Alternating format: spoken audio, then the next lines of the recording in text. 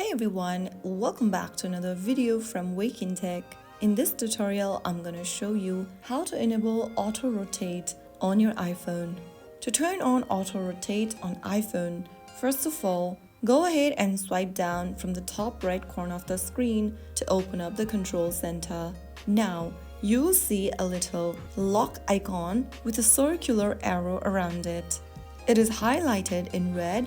Simply go ahead and tap on this circular arrow icon and you'll be able to enable auto rotate on your iPhone. If you want to switch off auto rotate, you can repeat this step by tapping on the little lock icon surrounded by a little circular arrow.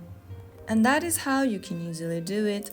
If you found the video helpful, don't forget to like, share, and subscribe to our channel for more iPhone tips and tricks. I will be back again in the next video. Stay tuned till then.